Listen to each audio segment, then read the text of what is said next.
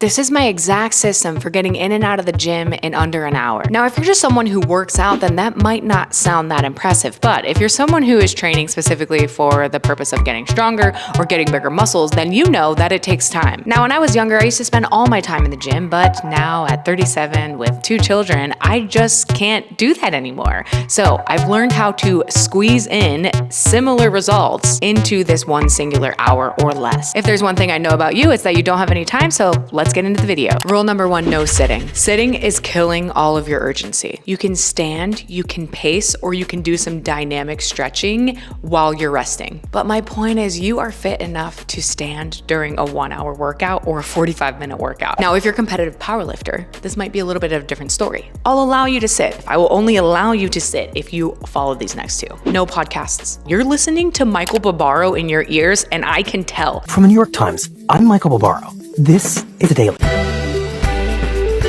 If you're anything like me, you feel like, oh, listening to a podcast helps me feel like I'm learning something while I'm getting my workout in. I'm multitasking. I'm so productive, right? No.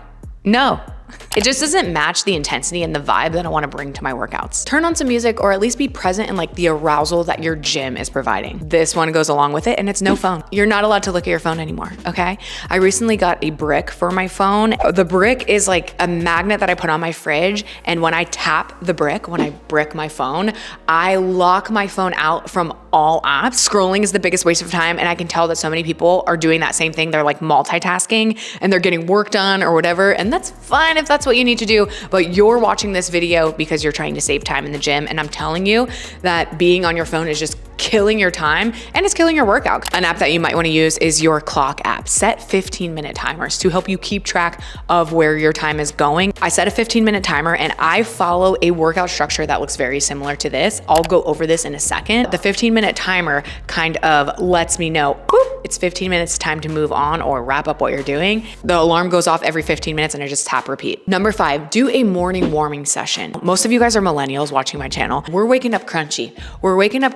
And when we get to the gym, actually, it feels like, oh, I just need to shake off my day of being hunched over at my desk like this. You can save a little bit of time in the gym by proactively getting those crunchies out. At the Olympic Training Center in Colorado, the weightlifting team meets for morning warming every day before breakfast. So they're kind of getting ahead of some mobility work in a routine fashion. They do this every single day. That way, when they finally get to the gym, they're in a little bit better condition. Number 6, know what the hell you're doing. That means getting on a program even if you're advanced. My biggest waste of time days are when I'm questioning, should I hit bench or should I hit legs today? Or should I do day 1 or day 4 of the program? And I'm just wasting time trying to decide because I'm not clear on what it is that I'm doing. You do want to consider your fatigue and how much time that you have, but honestly, fuck your feelings and just follow the plan. Number 7, prioritize compound movements. A compound movement is one that uses multiple muscle groups and multiple joints to get done. Easy way to remember these are how I structure it, the big 5. You've got squat, bench, deadlift,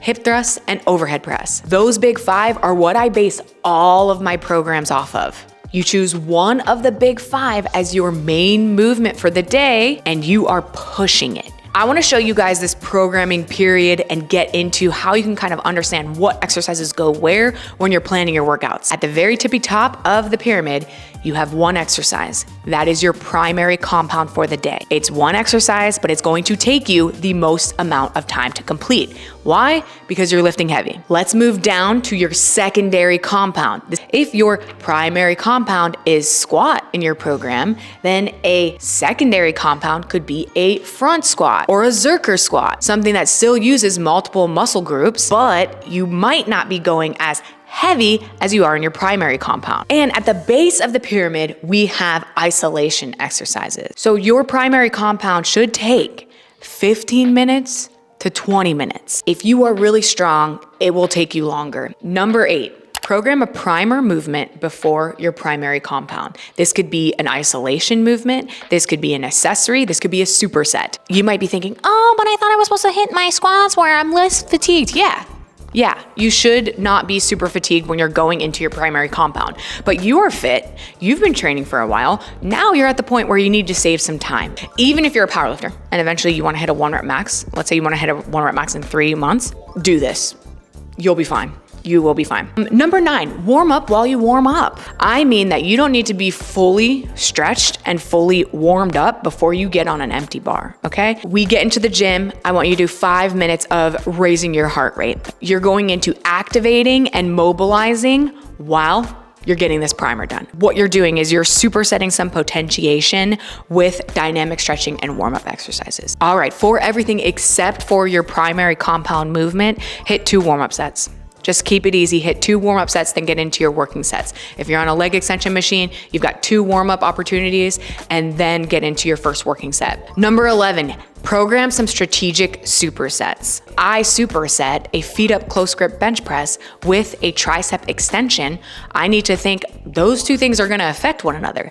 However, if I superset a feet up close grip bench press with calf raises, they're not going to impact each other, except for I might be a little bit more out of breath if I were fully resting. Pairing supersets that don't interact much with each other is a great way to just get a ton done while still being able to ramp up the intensity. Next section is supplements. We gotta talk supplements because they do something. A lot of them give you a physical benefit that will help you stay on your shit. Pre-workout has an effect. Beta-alanine specifically is that ingredient that gives you the tingles, okay? I don't know about you guys, but for me, when my face is melting, I am hype. I have a physical reaction keeping me on track. Most pre-workouts have ingredients that will help promote your blood flow. Next is creatine. One of the symptoms of creatine is that it increases your pumps. You get a bigger pump when you are fully saturated with creatine. Having that bigger pump might not mean long-term benefits, okay? It might just be a pump, that's it. But for me, when I look in the mirror and I'm training and I see, oh shit, I look jacked, that increases the arousal for me during my workout and it keeps me moving. Let's not even talk about a glute pump. When I look in the mirror, and I hate doing hip thrusts, but after I finish hip thrust and I see a solid pump staring back at me, it really does motivate me to continue training and continue get the job done. Number 14 is finding the right environment. Now this can go either way. If you train harder and you're more on your shit when there are other people with that same mindset, training really hard and motivating you to continue on, that is the environment for you. On the other hand, that type of environment with other people really like me, I start chatting. I start getting really chatty and it is hard. Sometimes I need to go to a gym that is like maybe meant for families or older folks, or I go at a time where the gym baddies aren't there, where I don't want to chat with everyone. It kind of can go either way, so you have to know yourself whether or not you're a chatty person or do you get more motivation just by being around other people. A lot of these tips are like productivity, being motivated and having things that inspire you to train harder are time saving because you're not lollygagging in the gym. You're just being more effective with your time. Pre-log your weights before you go into the gym. If you're hitting a 1 rep max test, you should know that weeks prior, okay? It's not random. It's not something that like it just springs up on you. You should have some idea of where your program is going in the span of your macro cycle. Number 16, be really clear about your goals. When you're hitting an exercise, you know what muscle group you're working, you know what it should feel like and where the pump is going so that you can move on to the next thing. You also might want to take a look at demos of those movements, especially if you're a beginner lifter. If you need to look at a demo and understand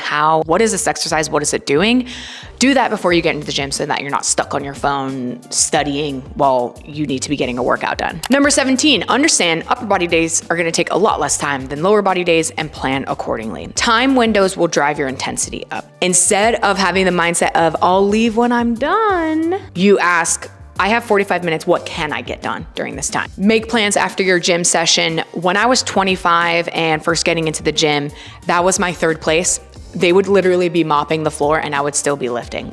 I wasted a lot of time, mind you, but my friends were there and I was very talkative. If you're still at this part of the video, then that was probably you way back in the day and it's not anymore. You have different responsibilities. Planning a hard out where I need to pick up my kids at this time or I need to make this call at this time really does help me in constraining my time window. Let's talk minimum effective dose. So what's the bare minimum that we can do to move us somewhat forward or get some movement in? Literally, if you've got 15 minutes or 20 minutes to get into the gym, go in and just warm up.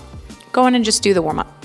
If you have a little bit more time, go in, warm up, do 1 exercise. Maybe it's not even the primary compound. If we're talking daily minimums, go in and do 4 exercises. 4 exercises is a good rule of thumb. Whenever I'm desperate, 4 exercises and I get it done and I get out of there. And number 21, don't go to the gym, do exercise snacks instead.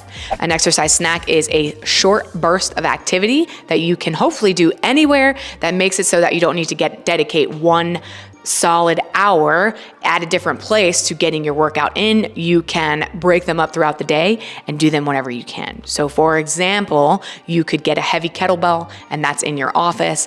And whenever you have some time, you're able to do a bunch of different exercises with a heavy kettlebell. Another idea could be a pull-up bar on the door frame option to where you're just hitting a few reps whenever you can.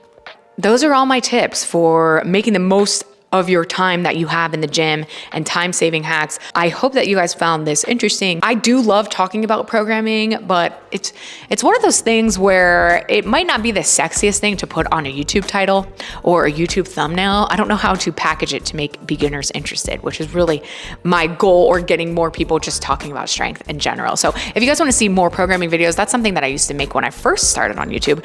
Let me know.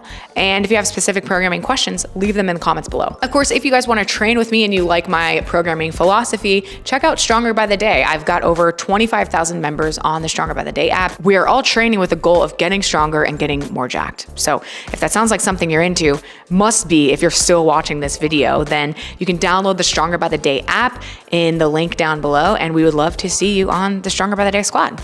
We'll see you guys in the next video. Thank you so much for watching. Be sure to like and subscribe if you haven't already. Bye.